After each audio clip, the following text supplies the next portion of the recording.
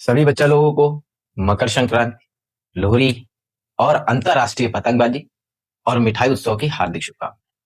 सभी बच्चे आज पतंगबाजी किए होंगे और खिचड़ी खाए होंगे आप लोग, बहुत अच्छी बात है।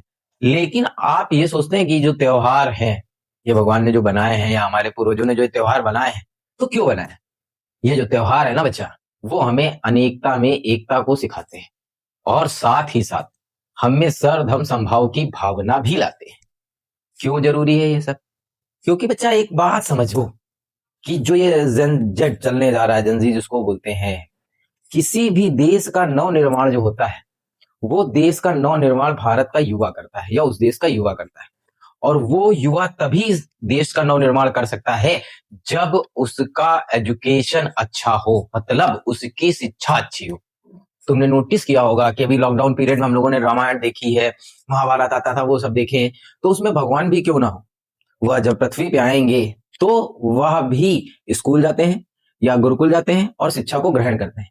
और वह शिक्षा ही जो है वह हमारा स्टेटस, हमारी पर्सनालिटी, सब कुछ हमारा निर्धारित करता है। हमारा बिहेवियर कैसा है यह इंसान परिपक्वता से बता सकता है कि यह शिक्षित है कि नहीं।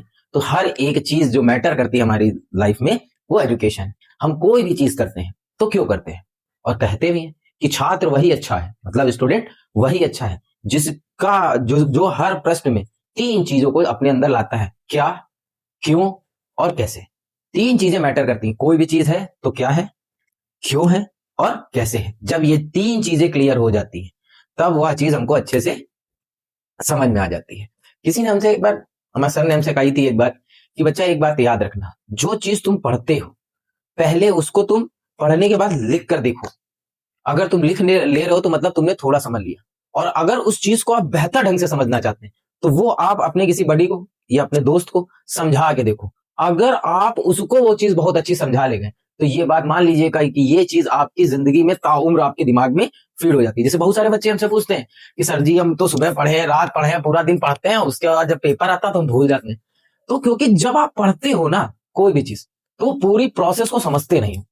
ठीक है, क्या करना है, पहले आपने पढ़ा जी का कहते नहीं, रट्टा मार लिया, रट्टा मार लिया। लेकिन रट्टा मारो कब? पहले उस चीज को समझो। पहले आपने समझा, फिर मारा उसका रट्टा। रट्टा मारने के बाद में फिर अपने आप में 5 क्वेश्चंस बनाओ उस टॉपिक के।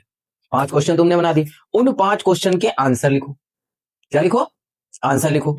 और अपने किसी दोस्त से वो क्वेश्चन पूछो, अच्छा बताओ भाई यार ये क्या होता है, तो वो कहेगा यार भाई हमको नहीं आता है। तो उससे कहो अच्छा हम समझाते हैं। तुमने उसको समझाया, और अगर यकीन मानना मेरा बच्चा कि ये चीज अगर तुम उसको समझा ले गए तो वह चीज तुम्हारे दिमाग में फीड हो जाएगी। समझ में आया? इसीलिए मैं बार बार कहता हूं, पढ़ाई दिखाने के लिए नहीं, अपने लिए करो, तब तुम कुछ अच्छा सीखोगे, अच्छा अचीव कर लोगे। हमारे लोगों की आधी जिंदगी शो ऑफ में बीती जा रही है, और ये बात तुम्हारे लोगों के साथ नहीं, हमारे लोगों के साथ भी होता है। शो ऑफ नहीं करना है कि मम्मी का दिखाने के लिए हम किताब खोले बैठे हैं, पापा का दिखाने के लिए किताब खोले बैठे हैं ना।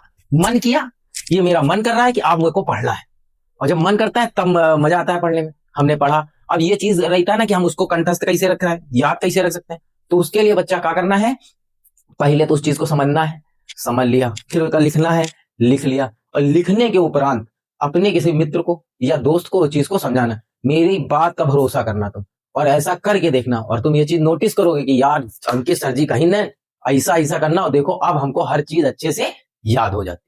समझ में आया?